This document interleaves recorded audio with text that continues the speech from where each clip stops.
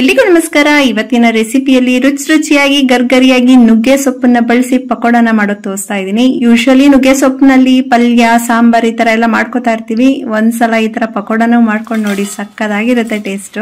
So pakoda ಮಾಡ್ಕೊಳ್ಳಿಕ್ಕೆ ಒಂದು mixing bowl ನ ತಗೊಂಡು 2 ಮೀಡಿಯಂ ಸೈಜ್ ಈರುಳ್ಳಿನ ಈ ತರ ದಪ್ತಾಗಿ ಕಟ್ ಮಾಡ್ಕೊಂಡಿದೀನಿ. ತೆಳುವಾಗಿ ಉದ್ದಕ್ಕೇನು ಕಟ್ ಮಾಡೋದು ಬೇಡ, ಈ ತರ ದಪ್ತಾಗಿ ಕಟ್ ಮಾಡ್ಕೊಳ್ಳಿ. ಸ್ವಲ್ಪ ಕರಿಬೇವು ಸಣ್ಣಗೆ ಹೆಚ್ಚಿರೋದು, ಸ್ವಲ್ಪ ಕೊತ್ತಂಬರಿ ಸೊಪ್ಪು, ಹಾಗೆ ಹಸಿಮೆಣಸಿನಕಾಯಿ 3 ರಿಂದ 4 ಖಾರ ನೋಡಿ ಹಾಕೊಳ್ಳಿ.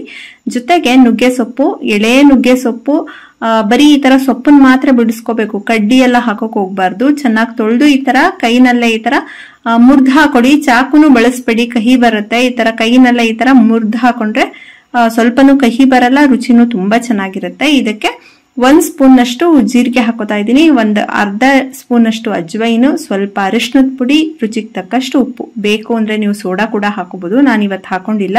ಇದಿಷ್ಟನ್ನು ಚೆನ್ನಾಗಿ ಮಿಕ್ಸ್ ಮಾಡ್ಕೊಂಡು ಕಡಲೆ ಹಿಟ್ಟನ್ನ ಹಾಕೋಬೇಕು. ಫಸ್ಟ್ ಒಂದು 1/2 ಕಪ್ ಹಾಕೊಳ್ಳಿ, ನೋಡ್ಕೊಂಡು ಹೆಚ್ಚು ಬೇಕು ಅಂತ ಅಂದ್ರೆ ಇನ್ನ 1/4 ಕಪ್ ಅಷ್ಟು ಹಾಕೋಬಹುದು. ಇದಿಷ್ಟನ್ನು ಹಾಕಿ ಸ್ವಲ್ಪ ನೀರ್ನ ಹಾಕೊಂಡು ಮಿಕ್ಸ್ ಮಾಡ್ಕೋಬೇಕು. ಪಕೋಡ ಗರ್ಗರಿಯಾಗಿ ಬರ್ಬೇಕು ಅಂತ ಅಂದ್ರೆ 1 ಸ್ಪೂನ್ ಅಷ್ಟು ಅಕ್ಕಿ ಹಿಟ್ಟನ್ನ ಸೇರಿಸ್ತಾ ಇದೀನಿ. ತುಂಬಾ ಹಾಕ್ಬಾರ್ದು, ಅದ್ರ ಟೇಸ್ಟೇ ಬೇರೆ ಆಗುತ್ತೆ. 1 ಸ್ಪೂನ್ ಹಾಕೊಂಡ್ರೆ ಸಾಕು. ಸೊ ಸ್ವಲ್ಪನೇ ನೀರ್ನ ಹಾಕೊಂಡು ಈ ತರ ಕಲ್ಸ್ಕೋಬೇಕು. ಗಟ್ಟಿ ಪಕೋಡ ಬೇಕು ಅಂದ್ರೆ ಚೂರ್ ನೀರ್ ಹಾಕೊಂಡು ಕಲ್ಸ್ಕೊಳ್ಳಿ.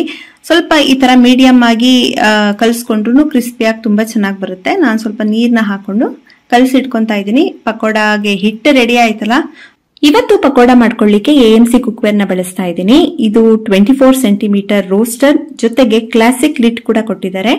ಇದು 24 ಸೆಂಟಿಮೀಟರ್ ಹೈ, ಇದಕ್ಕೂ ಲಿಡ್ ಇದೆ. ಹಾಗೆ ಇದು 24 ಸೆಂಟಿಮೀಟರ್ ಯುರೇಷಿಯಾ ಓಕ್, ಇದು 3ಕ್ಕೂ ಲಿಡ್ ಕೊಟ್ಟಿದ್ದಾರೆ. ಇದ್ರ ಜೊತೆಗೆ ನೋಡಿ, ಇದು ಸೆಕ್ಯೂ ಕ್ವಿಕ್ ಲಿಡ್ ಅಥವಾ ರ್ಯಾಪಿಡ್ ಲಿಡ್ ಅಂತಾನೂ ಕರೀತಾರೆ. ಅಂದ್ರೆ AMC ಪಾತ್ರೆನ ಕುಕ್ಕರ್ ಆಗಿ ಕನ್ವರ್ಟ್ ಮಾಡ್ಲಿಕ್ಕೆ ಈ ಲಿಡ್ ನ ಬಳಸೋದು. ನಾರ್ಮಲ್ ಕುಕ್ಕರ್ ಅಲ್ಲಿ ಒಂದೇ ಒಂದು ಸೇಫ್ಟಿ ವಾಲ್ವ್ ಕೊಟ್ಟಿರ್ತಾರಲ್ವಾ, ಇದ್ರಲ್ಲಿ ನೋಡಿ 4 ಸೇಫ್ಟಿ ವಾಲ್ವ್ ಇದೆ. ಬ್ಲಾಸ್ಟ್ ಆಗೋ ಚಾನ್ಸೇ ಇಲ್ಲ. Healthy cookware. AMC ಕುಕ್ವೇರ್ ಬಗ್ಗೆ ಕಂಪ್ಲೀಟ್ ಡೀಟೇಲ್ಸ್ ನಿಮ್ಗೆ ಡಿಸ್ಕ್ರಿಪ್ಷನ್ ಅಲ್ಲಿ ಸಿಗುತ್ತೆ. ಫ್ರೀ ಡೆಮೋ ಆಪರ್ಚುನಿಟಿ ಕೂಡ ಇದೆ. ಸೊ ಇಂಟ್ರೆಸ್ಟ್ ಇರೋರು ಚೆಕ್ ಮಾಡ್ಕೊಳ್ಳಿ. ಈ ಪಾತ್ರೆನ ಫಸ್ಟ್ ಪ್ರೀ ಹೀಟ್ ಮಾಡ್ಕೋಬೇಕು. ಇದರಲ್ಲಿ ವಿಷನ್ ತರಂ ಅಂತ ಕೊಟ್ಟಿದಾರಲ್ವಾ, ಇದನ್ನೇನಾರ ಇಟ್ಟುಬಿಟ್ಟು ಮರ್ತು ಬಿಟ್ರೆ ಜಾಸ್ತಿ ಕಾದ್ಬಿಡುತ್ತೆ. ಸೊ ಅದರಲ್ಲಿರೋ ನ್ಯೂಟ್ರಿಷನಲ್ ವ್ಯಾಲ್ಯೂ ರಿಟೈನ್ ಆಗ್ಬೇಕು ಅಂತ ಅಂದ್ರೆ ನೋಡಿ, ಇದು ಆಡಿಯೋ ತರಂ ಅಂತ ಕೊಟ್ಟಿದ್ದಾರೆ. ಬ್ಯಾಟ್ರಿಯಿಂದ ವರ್ಕ್ ಆಗೋದು. ಜಸ್ಟ್ ಇದನ್ನ ಫಿಕ್ಸ್ ಮಾಡಿ ಇದ್ರಲ್ಲಿ ಆಪ್ಷನ್ ಸೆಲೆಕ್ಟ್ ಮಾಡ್ಕೋಬಹುದು. ಪ್ರೀ ಹೀಟ್ ಗೆ ರೋಸ್ಟಿಂಗ್ ವಿಂಡೋ ಅಂತ ಸೆಲೆಕ್ಟ್ ಮಾಡಿದ್ರೆ ಇದ್ರಲ್ಲಿ ಟೈಮ್ ಕೂಡ ಸೆಟ್ ಮಾಡ್ಕೋಬಹುದು. ಇದಾದ್ಮೇಲೆ ಈ ತರ ಬೀಪ್ ಸೌಂಡ್ ಬರುತ್ತೆ, ಅಂದ್ರೆ ಪಾತ್ರೆ ರೆಡಿ ಆಗಿದೆ ಕುಕ್ ಮಾಡ್ಕೊಳ್ಳಿಕ್ಕೆ ಅಂತ. ಇವಾಗ ಇದಕ್ಕೆ ಎಣ್ಣೆನ ಹಾಕಿ ಕಾಯಿಸ್ಕೋಬೇಕು. ನಾರ್ಮಲ್ ನಾವು ಪಾತ್ರೆಗಳಲ್ಲಿ ಮಾಡುವಾಗ ಹೊಗೆ ಬರುತ್ತಲ್ಲ, ಆ ರೀತಿ ಇದು ಚೆನ್ನಾಗಿ ಕಾದ್ಮೇಲೆ ಏನು ಹೊಗೆ ಬರಲ್ಲ. ಸೊ ಈ ತರ ಹಿಟ್ಟನ್ನ ಹಾಕಿ ಚೆಕ್ ಮಾಡ್ಕೋಬೇಕು. ಒಂದ್ಸಲ ಇದು ರೆಡಿ ಆಗಿದೆ ಅಂತ ಅಂದ್ರೆ ಈ ತರ ಚಿಕ್ಕದಾಗಿ ಪಕೋಡಗಳನ್ನ ಹಾಕೊಳ್ಳಿ. ಹಿಟ್ಟನ್ನ ಒಂದ್ಸಲ ಈ ತರ ಮಿಕ್ಸ್ ಮಾಡ್ಕೊಂಡು ಚಿಕ್ಕದಾಗಿ ಪಕೋಡಗಳನ್ನ ಹಾಕೋಬೇಕು. 2 ಸೈಡು ಈ ತರ ಬೆಂದ ಮೇಲೆ ತಿರುವು ಹಾಕ್ತಾ ಗೋಲ್ಡನ್ ಕಲರ್ ಆಗೋವರೆಗೂ, ಕ್ರಿಸ್ಪ್ ಆಗೋವರೆಗೂ ಡೀಪ್ ಫ್ರೈ ಮಾಡ್ಕೊಳ್ಳಿ.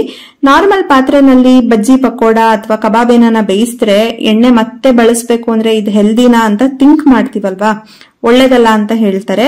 ಬಟ್ ಇದ್ರಲ್ಲಿ ಹಾಗಲ್ಲ, ಇದು ನಾನ್ ಪೋರಸ್ ಮೆಟೀರಿಯಲ್ ಆದ್ರಿಂದ ಆಯಿಲ್ ನ ಮತ್ತೆ ಬಳಸಬಹುದು.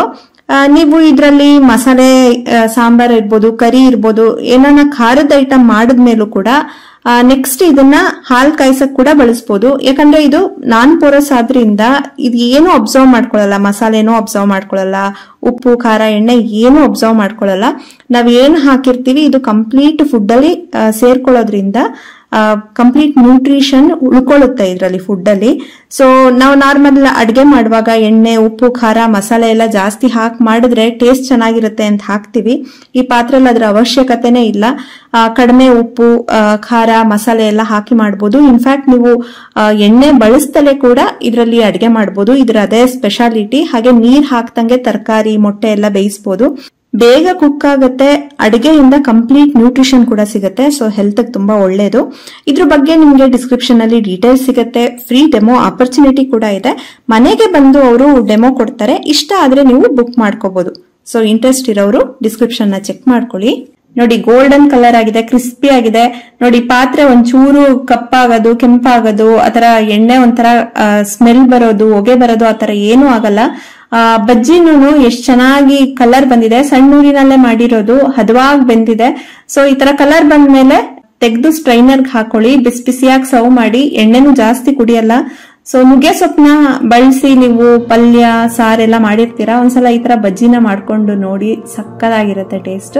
ಸೊ ಈ ರೆಸಿಪಿ ಖಂಡಿತ ನಿಮ್ಮೆಲ್ರಿಗೂ ಇಷ್ಟ ಆಯ್ತು ಅನ್ಕೊಂತೀನಿ. ಇಷ್ಟ ಆದ್ರೆ ಲೈಕ್ ಮಾಡಿ, ಶೇರ್ ಮಾಡಿ. ಮತ್ತಷ್ಟು ಇಂಟ್ರೆಸ್ಟಿಂಗ್ ರೆಸಿಪೀಸ್ಗಾಗಿ ವೈಷ್ಣವಿ ಚಾನಲ್ಗೆ ಸಬ್ಸ್ಕ್ರೈಬ್ ಆಗೋದು ಮರಿಬೇಡಿ. Thank you.